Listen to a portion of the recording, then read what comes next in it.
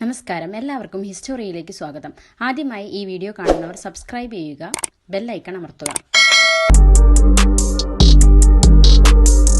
Hello, നമസ്കാരം. എല്ലാവർക്കും ഒരിക്കൽ കൂടി ഹിസ്റ്റോറിയുടെ ഒരു പുതിയ ക്ലാസ്സിലേക്ക് സ്വാഗതം.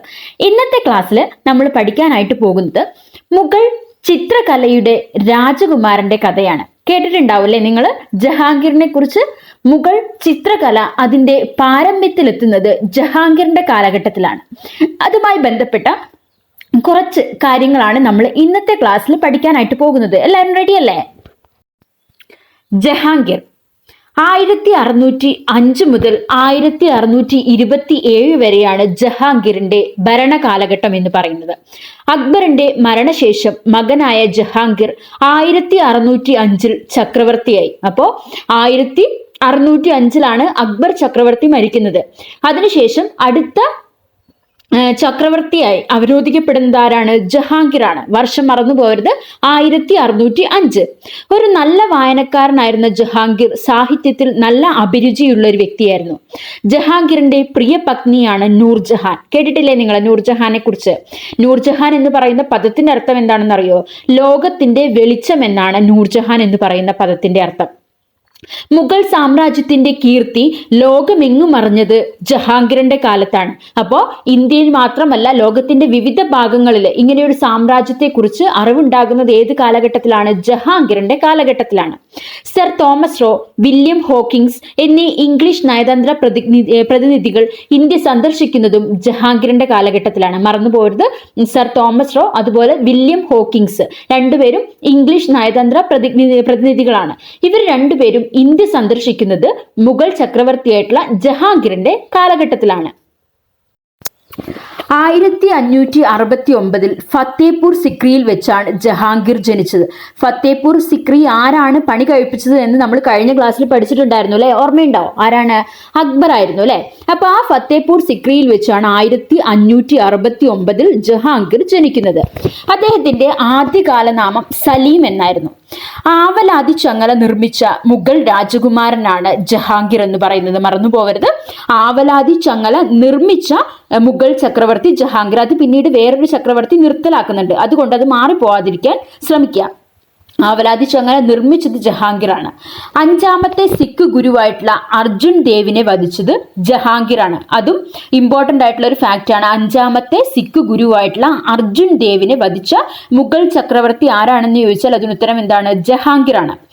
ചിത്രരചനയുടെ സുവർണ കാലഘട്ടമാണ് ജഹാംഗീറിന്റെ കാലഘട്ടം എന്ന് പറയുന്നത്. ഇദ്ദേഹത്തിന്റെ കൊട്ടാരത്തിൽ ഒരുപാട് ചിത്രകാരന്മാർ ജീവിച്ചിട്ടുണ്ടായിരുന്നു. ജഹാംഗീർ അദ്ദേഹത്തിന്റെ ജീവിതത്തിന്റെ ഏറ്റവും കൂടുതൽ ഭാഗം ചെലവഴിച്ചത് ലാഹോർ എന്ന് പറയുന്ന നഗരത്തിലാണ്. എവിടെയാണ്? ലാഹോർ. ജീവിതത്തിന്റെ ഏറ്റവും കൂടുതൽ ഭാഗം അദ്ദേഹം ചെലവഴിച്ച പട്ടണം എന്ന് പറയുന്നത് ലാഹോർ ആണ്. ജഹാംഗീറിനെതിരെ കലാപം ഉണ്ടാക്കിയ അദ്ദേഹത്തിന്റെ മൂത്ത മകനാണ് ഖുസ്രു എന്ന് പറയുന്നത്. ഖുസ്രുവിന് അഭയം നൽകിയതിനാണ് ഗുരു അർജുൻ ദേവിനെ ജഹാംഗീർ വധിച്ചത്. 5ാമത്തെ സിഖ് ഗുരുവായിട്ടുള്ള ഗുരു അർജുൻ ദേവിനെ വധിച്ചത് ജഹാംഗീർ ആണെന്ന് പറഞ്ഞു.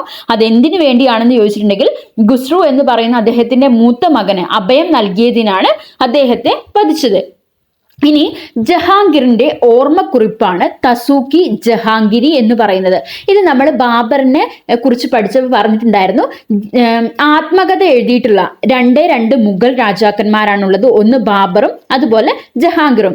ബാബറിന്റെ തസൂക്കി ബാബരി എന്ന് പറയുന്ന ഒരു കൃതിയെ കുറിച്ച് നമ്മൾ പഠിച്ചു. അതേപോലെ തന്നെ ഇമ്പോർട്ടന്റ് ആയിട്ടുള്ള ഒരു ആത്മകഥയാണ് ജഹാംഗീർ എഴുതിയിട്ടുള്ള തസൂക്കി ജഹാംഗീരി എന്ന് പറയുന്നത്. മറ്റെല്ലാം എന്താണ്? വേറെ ആൾക്കാരാണ് അവരെ കുറിച്ച് എഴുതിയത്. എന്നാൽ സ്വന്തമായിട്ട് ആത്മകഥ എഴുതിയിട്ടുള്ള ആൾക്കാരാണ് ജഹാംഗീറും അതുപോലെ ബാബറും. ഇനി മേവാർ മുഗൾ മേൽക്കോയ്മ അംഗീകരിച്ചത് ജഹാംഗീറിന്റെ കാലത്താണ്. അദ്ദേഹത്തിന്റെ പത്നിയായിട്ടുള്ള നൂർജഹാനെ കുറിച്ച് നമ്മൾ പറഞ്ഞു അല്ലെ? നൂർജഹാന്റെ ശരിയായ നാമം മെഹറുനിസ എന്നാണ്.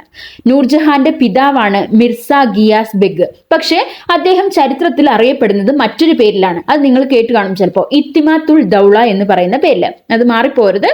നൂർജഹാന്റെ പിതാവാണ് മിർസ ഗിയാസ് ബെഗ് അല്ലെങ്കിൽ ഇത്തിമാത്തുൽ ദൗള. ഇനി നൂർജഹാന്റെ ആദ്യത്തെ ഭർത്താവായിരുന്നു ഷേർ അഫ്ഗാൻ എന്ന് പറയുന്നത്. William Hawkins 1608 ജഹാംഗീറിന്റെ കൊട്ടാരത്തിലെത്തിയത്. അപ്പോൾ നമ്മൾ നേരത്തെ പറഞ്ഞായിരുന്നു തോമസ് റോയും അതുപോലെ വില്യം ഹോക്കിങ്സുമാണ് ജഹാംഗീറിന്റെ കാലഘട്ടത്തിൽ ഇംഗ്ലീഷ് ഈസ്റ്റ് ഇന്ത്യ കമ്പനിയെ പ്രതിനിധീകരിച്ചുകൊണ്ട് ഇന്ത്യ സന്ദർശിച്ചിട്ടുള്ള വ്യക്തികൾ എന്ന് പറയുന്നത്. അതിൽ വില്യം ഹോക്കിങ്സ് ജഹാംഗീറിന്റെ കൊട്ടാരം സന്ദർശിക്കുന്നത് 1608. അന്ന് ഈ വില്യം ഹോക്കിങ്സിനെ മുഗൾ കൊട്ടാരത്തിലേക്ക് അയച്ച രാജാവ്, അതായത് ഇംഗ്ലണ്ടിലെ രാജാവ് ആരായിരുന്നു എന്ന് ചോദിച്ചിട്ടുണ്ടെങ്കിൽ ജെയിംസ് ഒന്നാമനാണ്. മനസ്സിലായോ? അതായത് വില്യം ഹോക്കിങ്സിനെയും അതുപോലെ തോമസ് റോയെയും ജഹാംഗീറിന്റെ കൊട്ടാരത്തിലേക്ക് അയച്ച ഇംഗ്ലണ്ടിലെ രാജാവ് ജെയിംസ് ഒന്നാമനാണ്. ഇന്ത്യയിൽ ആദ്യത്തെ ഇംഗ്ലീഷ് ഫാക്ടറി ആരംഭിക്കുന്നതും ആരുടെ കാലത്ത് തന്നെയാണ്? ജഹാംഗീറിന്റെ കാലത്ത് തന്നെയാണ്. ഇനി മസുലിപട്ടണത്താണ് ദക്ഷിണേന്ത്യയിലെ ആദ്യത്തെ ഇംഗ്ലീഷ് ഫാക്ടറി ആരംഭിക്കുന്നത്. പിന്നീട് 1627 ജഹാംഗീർ അന്തരിച്ചു. 1605 അദ്ദേഹം ഭരണത്തിൽ വരുന്നത്. അതിനുശേഷം 1627 ജഹാംഗീർ അന്തരിക്കുകയും ചെയ്തു. ജഹാംഗീറിന്റെ ശവകുടീരം സ്ഥിതി ചെയ്യുന്നത് ലാഹോറിലാണ്. ഇതൊരു ഇമ്പോർട്ടൻ്റ് ആയിട്ടുള്ള ക്വസ്റ്റ്യൻ ആണ്. കാരണം എന്താന്ന് വെച്ചാൽ ഇന്ത്യക്ക് പുറത്ത് ശവകുടീരങ്ങൾ സ്ഥിതി ചെയ്യുന്ന മുഗൾ രാജാക്കന്മാർ 2 പേരാണ്. ആരൊക്കെയായിരുന്നു? ഒരാളെ കുറിച്ച് നമ്മൾ ആദ്യത്തെ ക്ലാസ്സിൽ പഠിച്ചിട്ടുണ്ട്, ബാബർ അല്ലേ. ബാബറിന്റെ ശവകുടീരം എവിടെയാണ്? കാബൂളിലാണ് സ്ഥിതി ചെയ്യുന്നത്. അതിനുശേഷം ജഹാംഗീറിന്റെ ശവകുടീരവും സ്ഥിതി ചെയ്യുന്നത് ലാഹോറിലാണ്, പാകിസ്ഥാനിലെ ലാഹോറിലാണ്. അദ്ദേഹത്തിന്റെ ശവകുടീരം പണി കഴിപ്പിച്ചത് മകനായിട്ടുള്ള ഷാജഹാനാണ്. ഇനി ഏത് നദിക്കരയിലാണ് ജഹാംഗീറിന്റെ ശവകുടീരം സ്ഥിതി ചെയ്യുന്നത് എന്ന് ചോദിച്ചിട്ടുണ്ടെങ്കിൽ പാകിസ്ഥാനിലെ രവി നദിക്കരയിലാണ് അദ്ദേഹത്തിന്റെ ശവകുടീരം സ്ഥിതി ചെയ്യുന്നത്. അദ്ദേഹത്തിന്റെ മരണശേഷം മകനായിട്ടുള്ള ഷാജഹാൻ സ്ഥലത്തില്ലാത്തതിനാൽ താൽക്കാലികമായി മുഗൾ ചക്രവർത്തിയായത് ദാവർ ബക്ഷ് ആയിരുന്നു. അതുപോലെ ശ്രീനഗറിലെ ഷാലിമാർ പൂന്തോട്ടം നിർമ്മിച്ചത് ജഹാംഗീറാണ്. ശ്രീനഗറിലെ ഷാലിമാർ പൂന്തോട്ടം നിർമ്മിച്ചത് ആരാണ്? ജഹാംഗീറാണ്. പിന്നെ ഇന്ത്യയിൽ ടുബാക്കോ കൾട്ടിവേഷൻ അഥവാ പുകയില കൃഷി ആരംഭിക്കുന്നതും ജഹാംഗീറിന്റെ കാലത്താണ്. മനസ്സിലായില്ലേ? അപ്പോൾ ഇന്ന് നമ്മൾ 4ാമത്തെ മുഗൾ ചക്രവർത്തിയായിട്ടുള്ള ജഹാംഗീറുമായി ബന്ധപ്പെട്ട ഒരുപാട് വസ്തുതകളാണ് പഠിക്കാനായിട്ട് ശ്രമിച്ചത്. ഇത് നിങ്ങൾക്ക് ഉപകാരപ്രദമായി എന്ന് വിശ്വസിക്കുന്നു. അങ്ങനെയാണെങ്കിൽ നിങ്ങൾ ചാനൽ സബ്സ്ക്രൈബ് ചെയ്യാനും ഷെയർ ചെയ്യാനും മറക്കരുത്. Thank you for watching.